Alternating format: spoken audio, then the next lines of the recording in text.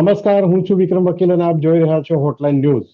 પાકિસ્તાનથી બે સમાચાર આવ્યા છે. એક સમાચાર છે કે ભારતના સૌથી વધુ વોન્ટેડ ટેરરિસ્ટ હાફિઝ સઈદ ને ગોળીઓ વાગી છે અને કદાચ એમનું મૃત્યુ થવાની શક્યતા પણ દર્શાવવામાં આવી રહી છે.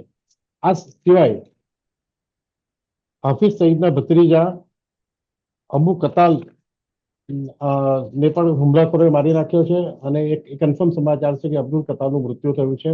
હવે આ ભેદી હુમલાખોરો કોણ હતા હજુ સુધી ખબર પડી નથી, પણ છેલ્લા લગભગ એક વર્ષના સમયગાળામાં 7 થી 8 ભારતને ત્રાસ આપનારા ત્રાસવાદીઓને મોતને ઘાટ કેટલાક અજાણ્યાએ ઉતાર્યા છે.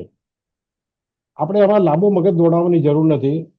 સામાન્ય રીતે આપણે ખ્યાલ આવી જાય કે આ માટે ભારતની કેટલીક એજન્સીઓ કાર્યરત હશે અને આ સત્કર્મ કરવાનો જશ કદાચ કેટલાક રોને આપે છે, પણ આપણે જાણતા નથી કે રોએ આ કામ પાડ્યું છે કે બીજું કોઈ પ્રાઇવેટ એજન્સીને કામ સોંપવામાં આવ્યું છે. પણ આને માટે ક્રેડિટ જો આપવી હોય તો આપણે ગૃહ મંત્રાલયને ચોક્કસ આપવી પડે, કારણ કે આ સરકારે આવીને જે પાકિસ્તાન તે સીધે આપણે હુમલા કરીએ તો આપણું વિશ્વ આખામાં વિવાદ થાય, એટલે કોઈક બહારની એજન્સીને આવું કામ સોંપ્યું છે, જેણે કેનેડા, પાકિસ્તાન અને અમેરિકામાં ત્રણ જગ્યાએ આતંકવાદીઓને ઠેકાણે પાડવાનું કામ ચાલુ કર્યું છે. પાકિસ્તાનમાં આજકાલ તમે જુઓ તો બલુચિસ્તાનના જે ગેરીલાઓ છે એમણે પણ એક ટ્રેન હાઈજેક કરી અને લગભગ 200થી વધુ પાકિસ્તાનના સૈનિકોને મારી નાખવાનો દાવો કર્યો છે. પાકિસ્તાનમાં અંધાધૂંધી વધી રહી છે. કોનું શાસન ચાલે છે એ પણ હજુ કંઈ નક્કી નથી. સૈન્યનો હાથ ઉપર છે, પણ આઈએએસ પણ એમાં એનો ભાગ છે. આ બધી બાબતો સાથે આજે આપણી સાથે ચર્ચા કરશે જાણીતા પત્રકાર હિમાંશુભાઈ ભટ્ટ. હિમાંશુભાઈ, આપનું સ્વાગત છે. નમસ્કાર વિક્રમભાઈ, દર્શકોને ખૂબ ખૂબ પ્રણામ. નમસ્તે હિમાંશુભાઈ. હિમાંશુભાઈ, આ ગઈકાલે જે સમાચાર આવ્યા કે પાકિસ્તાનના આપણા મુંબઈ હુમલાના જે પાકિસ્તાનમાં રહેતા બે મુખ્ય આરોપીઓના મોટે ભાગે હાફિઝ સઈદનું પણ મૃત્યુ થયું છે. હમણાં આપણે પ્રોગ્રામ બનાવ્યા છે ત્યારે એવા સમાચાર છે. તો આને તમે વિશ્લેષણ કઈ રીતે કરો? વિશ્લેષણ કરવું હોય તો જરા પાછળ જવું પડે. જી. જો આ બન્યું છે ક્યાં, તો કે ઝેલમ પાસે, ઝેલમ ડિસ્ટ્રિક્ટ, પાકિસ્તાનના ઝેલમ ડિસ્ટ્રિક્ટમાં એક ગાડીની અંદર હાફિઝ સઈદ, તેનો ભત્રીજો અબુલ કલામ, કે જે નામ અપાયેલું છે અબુ કટાલ. હવે આ જે અબુ કટાલ છે તેણે જ 9મી જૂન 2024 રોજ જ્યારે નરેન્દ્રભાઈ મોદી એમનું ત્રીજી વારનું શપથ ગ્રહણ કરતા હતા તે સમયે રિયાસીમાં જે આપણા યાત્રાળુઓ ઉપર હુમલો થયો હતો, 9 લોકોને મારી નંખાયા હતા, એ હુમલામાં આનો હતો. આ લશ્કરે તોયબાનો સૌથી મોટો કમાન્ડર હતો ત્યારે, એટલે લશ્કરે તોયબા આ સંભાળતો, જમાતુલ દાવા છે. એની સાથે બીજો એક ત્રાસવાદી સંગઠનનો વડો હતો અને ડ્રાઈવર હતો. એવા 4 જણા. હવે એ 4 જણા જ્યારે જતા હોય છે, એ શાના માટે જતા હોય છે? વાત એવી છે કે એ લોકો એ વિસ્તારના પાકિસ્તાની સેનાના કોર કમાન્ડરને મળીને એની સાથે મીટિંગ કરીને પાછા રાવલપિંડી જઈ રહ્યા. તે સમયે અજ્ઞાત હુમલાવરોએ, અનનોન ગનમેન, મોટરસાયકલ પર આવીને અંધાધૂંધ ગોળીઓ મારી છે. એમાં સમાચાર તો પહેલી જ વખતે એ આવ્યા કે અબુ કતાલ તો એમાં મરી જ ગયો છે. He's been shot dead, more than 20 bullets. એની સાથે વાળો બીજો જે એક ત્રાસવાદી હતો તે પણ મરી ચૂક્યો છે. પણ એવું કહેવાય છે કે એક વ્યક્તિને ખૂબ જ ગંભીર હાલતમાં રાવલપિંડીની સરકારી હોસ્પિટલ તરફ દોડાવવામાં આવ્યો છે, એટલે લઈ જવામાં આવ્યો છે. હવે પાકિસ્તાની એસ્ટાબ્લિશમેન્ટ માટે, સત્તાધારીઓ માટે આ વસ્તુ બહુ ટ્રિકી છે, કારણ કે આપણને બધાને ખબર છે હાફિઝ સઈદ એ યુનોનો નોમિનેટેડ ટેરરિસ્ટ છે. હવે એને તો બતાવવા માટે પાકિસ્તાને FTO લિસ્ટમાંથી બહાર આવવા માટે, ગ્રે લિસ્ટમાંથી બહાર આવવા માટે અમે ઘરની સફાઈ કરીને આ આપણો સૌથી મોટો આરોપી હાફિઝ સઈદને 31 વર્ષની જેલ કરી છે, એવી જાહેરાત કરી ચૂક્યા છે. પણ એ વારંવાર બહાર આવી રીતે ફરતો દેખાયો છે. એના ઘર પાસે જ્યારે બોમ્બનો હુમલો થયો ત્યારે એવા સમાચાર આવ્યા કે સઈદ ઘરમાં જ હતો થોડા વખત પહેલા. મતલબ કે ત્યારે પછી એમ કહ્યું કે એને હાઉસ એરેસ્ટમાં રાખવામાં આવ્યો છે. એના ઘરમાં જ ધરપકડ કરીને રાખો. તો એ અહીંયા બહાર જેલમ પાસે શું કરતો? એટલે પાકિસ્તાની એસ્ટાબ્લિશમેન્ટ એમ કહી શકે તેમ જ નથી. હાફિઝ સઈદ મરી ગયો હોય તો પણ એ લોકો કહી શકે તેમ નથી કે તે મરી ગયો છે. એ ક્યારેય કન્ફર્મ નહીં કરે. એ વાતને આપણે બરાબર સમજી લેવા જેવી છે. એ લોકો તો એમ જ કહેશે કે બધું સારું છે, પણ હવે આમાં કેચ અહીંયા છે. આજે સવારે જ હું કેટલાક લોકો સાથે વાત કરતો એ તરફ, અને એક કાર્યક્રમમાં હવે ભેગા થયા હતા ત્યારે એ વાત નીકળી કે હવે જોવું રહ્યું કે હમણાં 2 દિવસમાં જ્યારે અબુ કતારની દફન વિધિ થશે, એટલે આપણે ત્યાં જેને કહીએ કે સ્મશાન યાત્રા, ત્યારે કોણ કોણ આવે છે તે જોવાનું. જો એમાં જીવતો જાગતો હાફિઝ સઈદ આવે તો એ માનવાનું કે આ ગોળીબારમાંથી બચી ગયો છે. પણ જે રીતે માહિતી આવી રહી છે, જે રીતે પાકિસ્તાનનું સોશિયલ મીડિયા ખૂબ જ આધારભૂત સૂત્રો દ્વારા એમ કહી રહ્યું છે કે હાફિઝ સઈદ ક્યાં તો મરી ચૂક્યો છે, ક્યાં એટલો ખરાબ રીતે ગવાયો છે કે તે ઊભો થઈ શકે. હવે આ બેમાંથી કોઈ પણ સ્થિતિ હોય તો દફન વિધિમાં એ આવે અબુ કતાલની, એની શક્યતા બહુ દેખાતી નથી. એટલે આપણે કદાચ 2-3 દિવસ હજુ રાહ જોવી પડશે કન્ફર્મ કરવા માટે કે સાચેમાં જ હાફિઝ સઈદનું મોત થયું છે કે નહીં. જો મોત થયું હોય તો આપણા માટે તો સારું જ છે કે ભાઈ એક નિપટી ગયો. હવે છેલ્લા 1.5 વર્ષની અંદર આવા નાના મોટા કરીને લગભગ 52 ત્રાસવાદીઓ, આતંકવાદીઓ, જેમનું ક્યાંક ને ક્યાંક ભારતને નુકસાન પહોંચવાના કાર્યોમાં સંડોવણી છે, સીધી સંડોવણી છે, તેવાને આ અજ્ઞાત વીરો હટાવી ચૂક્યા છે. અને આ એવા સમય થયું છે પાકિસ્તાનની અંદર જ્યારે એના આગલા દિવસે બલુચિસ્તાનમાં ટ્રેનનું હાઈજેક થાય છે. હવે બલુચિસ્તાનમાં ટ્રેનનું હાઈજેક વિશ્વમાં સામાન્ય સંજોગોમાં આપણે જોઈએ છે કે પ્લેનના હાઈજેક થતા હોય છે. સાંભળજો વાત વિક્રમભાઈ, આ બહુ મહત્વની વાત છે. જી જી. પ્લેનના હાઈજેક એ આપણને સાંભળવા નથી મળતા. આખી ને આખી ટ્રેનનું અપહરણ કરી દે એટલે શું વાત છે. હવે એક કિસ્સો 1978માં બનતા સુધી નેધરલેન્ડ્સમાં બન્યો હતો થોડાક મહિનાઓ માટે, અને એ હાઈજેક કરનારા બધાને ગણતરીના કલાકોમાં ત્યાંની પોલીસે ખતમ કરી દીધું. ત્યાર પછી મોસ્કોમાં કંઈક એવો એક એટેમ્પ થયો, એવા સમાચાર છે. પણ આવી રીતે આખી ને આખી ટ્રેન હાઈજેક કરાય, 450 માણસો ને બાનમાં લેવાય, આવું તો બન્યું જ નથી. એક તરફ BLA Baloch liberation army Pakistani સેનાની પાછળ પડી છે. એક દિવસ બલોચિસ્તાનમાં ટ્રેન હાઈજેક થાય છે, બીજે દિવસે રાતના આવી રીતે રોડ પર જેલમ પર મોસ્ટ વોન્ટેડ ઉપર ગોળીબાર થાય છે, અને ત્રીજે દિવસે એક બસ ઉડાવી દઈને, મસ્જિદ ઉડાવી દઈને TTP અને BLA ફરીથી 90 પાકિસ્તાની આર્મીના સોલ્જરોને મારી. એટલે 3 દિવસની અંદર 300-350 જેટલા પાકિસ્તાની આર્મીના જવાનોને મોતને ઘાટ ઉતાર્યા છે. હવે આવી સ્થિતિમાં દહેશત ના ફેલાય દેશની અંદર તો બીજું શું થાય?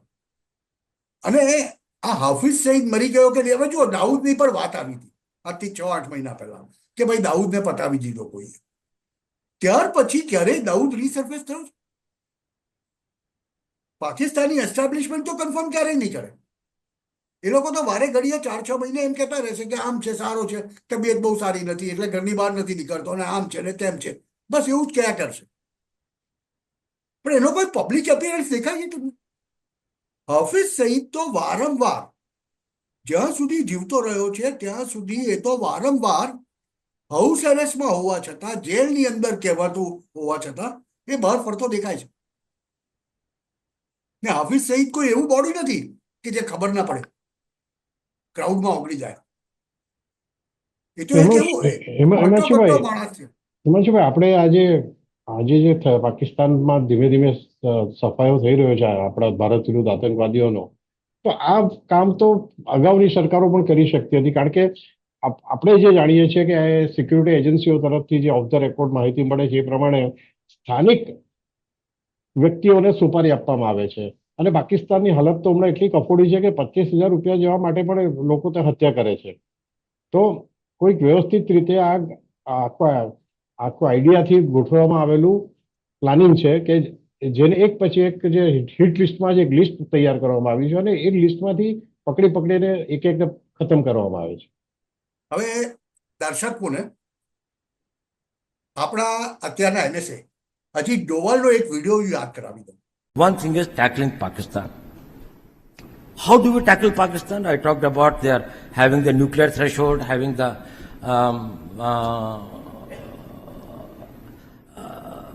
strategic weapon systems, missiles, strategic partnership with China. India is having a long border with China and Pakistan. How do we tackle with it? You know, we engage an enemy in three modes. One is a defensive mode. That is, you see all the chowkidars and chaprasis outside. That is, if somebody comes here, we'll prevent him. We will defend this. One is the defensive offense. That is to defend ourselves. We will go to the place from where the offense is coming. And third is the offensive mode, where you go outright.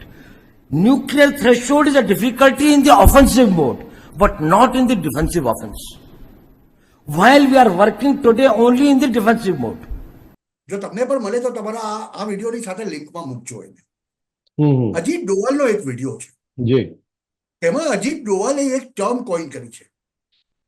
Bharat અત્યાર સુધી ખાલી defensive હતું એમણે કહ્યું છે. અને કે આપણે ડિફેન્સિવ હતા એટલે આપણે ક્યારેય જીતતા જ નહોતા. ક્યાં આપણે ડિફેન્સિવ રહીને માર ખાઈ લઈએ કે આપણે સ્ટેલમેટમાં પહોંચી જઈએ, પણ આપણે જીતતા જ નહોતા. પણ જે દિવસથી ભારતે ડિફેન્સિવ ઓફેન્સ રમવાનું શરૂ કર્યું છે, એમણે આ ટર્મ કોઈન કરેલી છે ડિફેન્સિવ ઓફેન્સ. અને ત્યાં તેમણે બહુ સ્પષ્ટ રીતે કીધું છે, જ્યારથી આપણે પાકિસ્તાન જેવા શત્રુને એવો સંદેશો પહોંચાડ્યો કે તમે કાશ્મીરમાં નાટક કરશો તો હવે બલુચિસ્તાન તમારા હાથમાંથી ગુમાવી બેસશો. અજીત ડોવાલજીનો એ વિડીયો છે. એટલે છેલ્લા 6-8 વર્ષની અંદર ભારત સરકારે 2019માં કાશ્મીરમાંથી 370 અને 35 નાબૂદ કર્યા પછીની જે રણનીતિ અપનાવી છે, તે રણનીતિના ભાગરૂપે ભારત અત્યારે ડિફેન્સિવ ઓફેન્સ રમે છે. એટલે આપણે કોઈને સામેથી મારવા નથી જતા, પણ ભારતને જે નુકસાન પહોંચાડી ચૂક્યા છે તેમને શોધીને આપણે मौत ने घाट उतारी है. પેલા 72 હુરો કે પાસ પહોંચા દેતે, 72 હુરોની પાસે આપણે પહોંચાડી દઈએ છીએ. હવે આ સ્થિતિમાં તમને એ વાતનો સંદર્ભ એક બીજો હું જોડી આપું. આતે મહિના પહેલા હમાસના કેટલાક કમાન્ડરોને પાક ઓક્યુપાઈડ કાશ્મીરમાં લઈ આવ્યા લશ્કરે તૈયબા. એ લઈ આવનારો કોણ હતો? આ અબુ કતાલ. અબુ કતાલ એ લોકોની સાથે સતત દેખાયો છે. અને ભારતના આંગણે, ભારતના દ્વાર ઉપર, ભારતની સરહદે હમાસ આવી જાય, આઈસિસ આવી જાય, તે ભારત ક્યારેય ચલાવી નહીં લે. એટલે આવાને તો આ અનનોન ગનમેન ખતમ જ કરી દે. અને તમે જે વાત કરી ને કે અનનોન ગનમેન છે કોણ ભાઈ? પાકિસ્તાનમાં તો હરેક જગ્યાએ બધી રાષ્ટ્રીય ચેનલો પર એ લોકો ગાણા ગાય છે, ये रा की साजिश है, रा की साजिश है. શું રો આવું કઈ કરે છે? ના ભાઈ ના. રો પોતાના હાથ નથી બગાડતો. પણ આપણી મુંબઈયા ભાષામાં એક શબ્દ છે સોપારી. અને એ સોપારી જ્યારે અપાય ત્યારે દુનિયામાં કોઈ પણ જગ્યાએ, કોઈ પણ સ્થળે તમારો શત્રુ છુપાયેલો હોય તો એને ખતમ થઈ શકે છે. અને ભારત આ સોપારી આપતું હોય તો કોઈ નવાઈ નથી, કેમ કે આપણે ડિફેન્સિવ ઓફેન્સ રમીએ છીએ. વિક્રમભાઈ, આટલામાં લોકો, સમજદાર લોકો સમજી જશે કે ભારતના રોના એજન્ટ એ લોકો તો ભલે ગમે તે નામ કરે કે ભાઈ ઈરાનથી કોઈને ઉચકી લાવે કુલભૂષણને, અને પછી બતાવે કે એ બલુચિસ્તાનમાં આવીને જાસૂસી કર. ના ભાઈ, એવું કશું નથી.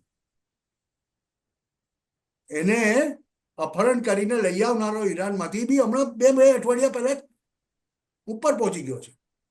72 હુરો પાસે, એને બી પહોંચાડી દીધો છે unknown gun. હિમાંશુભાઈ, એક વચ્ચે એક તમને બીજી એક વાત કરી દઉં કે મારા એક અંગત મિત્રના કુટુંબી ડિપ્લોમેટ છે, યુવાન છે, અને એની પાસે ઓફ ધ રેકોર્ડ કેટલીક વાતો કરી છે. ઘણી બધું હશે એમની પાસે માહિતી, પણ એકદમ ટૂંકમાં એમણે એક જે વાત કરી બહુ અગત્યની સાધના કાર્યક્રમ માટે પણ આપણે ચર્ચવી, કે દાઉદ ક્યાં છે એની ખબર આપણા એજન્ટોને છે, આપણા કેટલાક ટોપ રેન્કના મિનિસ્ટરોને પણ છે, અને ઈચ્છે તો દાઉદને 24 કલાકની અંદર મારી રાખી શકે છે.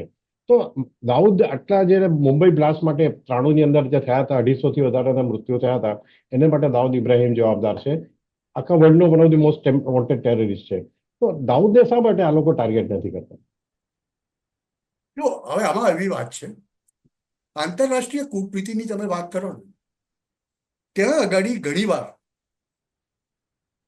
ઘણી વાર આવું બનતું હોય છે કે આપણા ગુજરાતીમાં એક કહેવત છે કે જીવતો હાથી લાખનો તો મરેલો 1.25 લાખ, અને ઉલટી કરી નાખો તમે. આંતરરાષ્ટ્રીય કૂટનીતિમાં આ કામ તમે જોયું કે દાઉદની બધી જ ખબર આપણને છે. દાઉદ અત્યારે ક્યાં રહે છે તેની બધી જ ખબર છે ભારતને. શું ભારતીય એજન્સીના ટોપ માણસોને એ વાતની ખબર નહીં હોય કે હાફિઝ સઈદ ક્યાં છે અને શું છે? એની ઉપર હુમલો થાય છે ઝેલમ પાસે, જે ગાડીમાં જતો હોય છે એ જ ગાડી પર હુમલો થાય છે. મતલબ શું બતાવે છે કે આપણને ખબર તો છે જ, પણ ઘણીવાર મોત કરતા મોતનો ડર બહુ ભયાનક હોય છે. મોત કરતા મોતના ડરથી જીવનારો માણસ પાંગળો બની જઈને જીવતો હોય છે, અને કૂટનીતિમાં ઘણીવાર આ જ કામ કરતું હોય છે.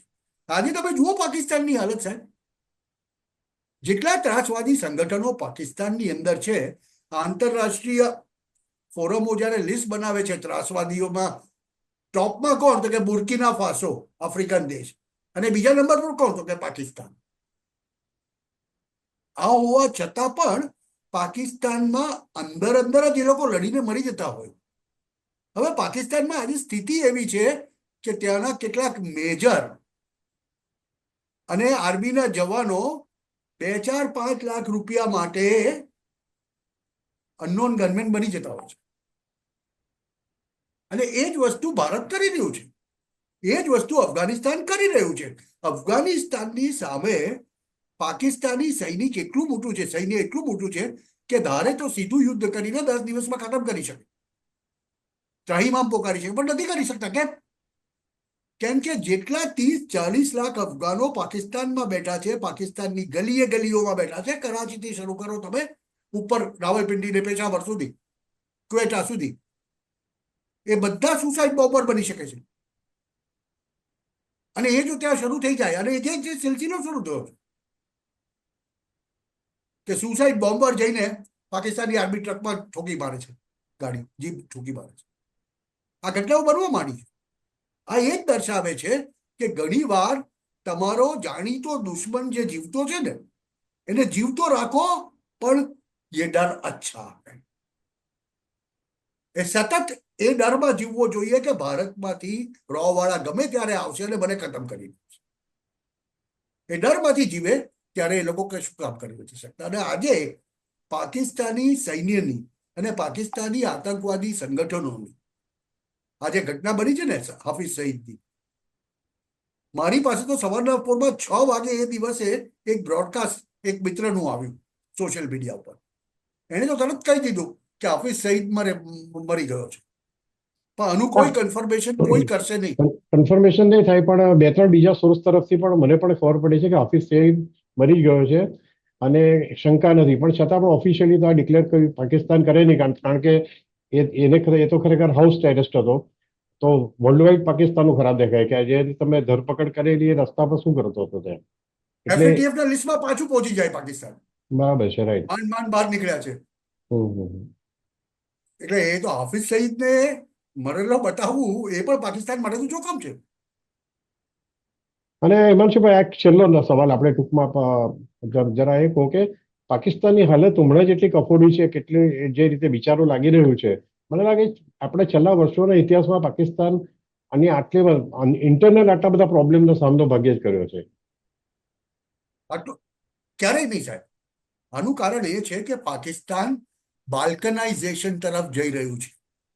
એટલે પાકિસ્તાન તૂટવા તરફ જઈ રહ્યું છે. ભલે આજથી 5 વર્ષ પછી, મારા શબ્દો યાદ રાખજો દર્શક મિત્રો, તમે આ વિડીયોનો રેફરન્સ તરીકે વાપરી શકશો. ભલે આજથી 2 વર્ષ પછી, 5 પણ નહીં, 2 જ કહું છું, 2 વર્ષ પછી તમને પાકિસ્તાનનો નકશો ભલે હાથ દેખાય, પણ તમને પાકિસ્તાનની અંદર 4 પ્રદેશોમાં ઓટોનોમી દેખાશે. બાલ્કનાઇઝેશનની જે હું વાત કરું છું ને, કે જેવી રીતે યુરોપની અંદર ચેકોસ્લોવાકિયામાંથી સર્બિયા અને સ્લોવાકિયા અને બધા છૂટા પડ્યા, એવી રીતે અહીંયા આગળ પાકિસ્તાનમાંથી એક તરફ ખૈબર પખ્તુનવા પશ્તુનો પઠાણો, અને આ બાજુ બલોચિસ્તાન બલોચ, અને આ બાજુ સિંધ તો હજુ વાર લાગશે, પણ આ 2 પ્રદેશો તો 100% ઓટોનોમસલી કામ કરશે. કેમ કે અમેરિકાને અત્યારે રસ છે. અમેરિકાને, એટલે અમેરિકાના ડીપ સ્ટેટને, ગહેરા રાજ્યને અત્યારે રસ છે કે જે ચીનાઓ અંદર ઘૂસેલા છે બલુચિસ્તાનમાં, ગ્વાદરમાં, અને ત્યાં સીપેક ચલાવવાની વાત કરે છે, તેને બલોચો મારીને તગેડી દીધી. કેમ કે અમેરિકાને એ એરપોર્ટ જોઈએ છે, અમેરિકાને એ પોર્ટ જોઈએ છે. ઉપરાંત કુદરતી સંપત્તિઓ બલુચિસ્તાનમાં, પાકિસ્તાનમાં સૌથી વધુ છે. રિકોડેક નામની એક ખાણ છે. એ રિકોડેક ઉપર પણ ચીનાઓનો ઘણો બધો કબજો છે અત્યારે, કેનેડિયન ચીનાઓ, અને જે યુએસ પાછું માંગે છે.